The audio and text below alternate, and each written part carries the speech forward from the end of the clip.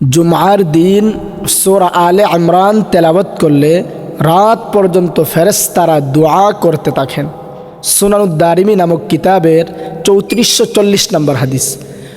আন মাকহুল রাহিমাহুল্লাহু قال হযরত মাকহুল রাহিমাহুল্লাহ থেকে বর্ণিত, তিনি বলেন, মান ক্বারা সূরাতা আলে ইমরান ইয়াউমাল জুমআ, যে ব্যক্তি জুমার দিনে সূরা আলে ইমরান তেলাওয়াত করবে, সাল্লাত আলাইহিল মালাইকাতু ইলাল লাইল, রাত পর্যন্ত ফেরেশতারা তার জন্য মাগফিরাতের এবং রহমতের দোয়া করতে থাকেন। জুমার দিনে সূরা আলে ইমরান তেলাওয়াত করলে ফেরেশতারা রাত পর্যন্ত মাগফিরাতের রহমতের দোয়া করতে থাকেন।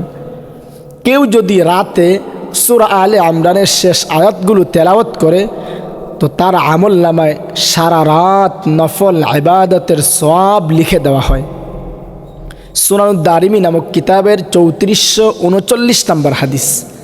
عن عثمان رضي الله عنه قال হযরত উসমান রাদিয়াল্লাহু আনহু থেকে বর্ণিত, তিনি বলেন, মান ক্বারা আখির আলে ইমরান ফি লাইলা, যে ব্যক্তি রাতে সূরা আলে ইমরানের শেষ আয়াতগুলো তেলাওয়াত করবে, কুতিবা লাহু কিয়ামুল লাইলা, তার আমলনামায় সারা রাত নফল ইবাদতের সওয়াব লিখে দেওয়া হবে।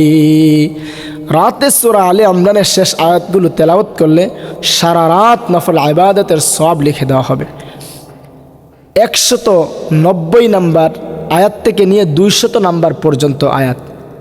ইন্না ফি খালকিস সামাওয়াতি ওয়াল আরদি ওয়াখতিলাফিল লাইলি ওয়ান নাহারি লাআয়াতিল লিউলিল আলবাব, এই আয়াত থেকে নিয়ে ইয়া আইয়ুহাল্লাযীনা আমানুসবিরু ওয়াসাবিরু ওয়ারাবিতু ওয়াত্তাকুল্লাহা লাআল্লাকুম তুফলিহুন, এই আয়াত পর্যন্ত, অর্থাৎ 190 থেকে 200 নম্বর আয়াত পর্যন্ত কেউ যদি তেলাওয়াত করে 11 আয়াত রাতে, তার আমল নামায় সারা রাত নফল ইবাদতের সওয়াব লিখে দেওয়া হয়।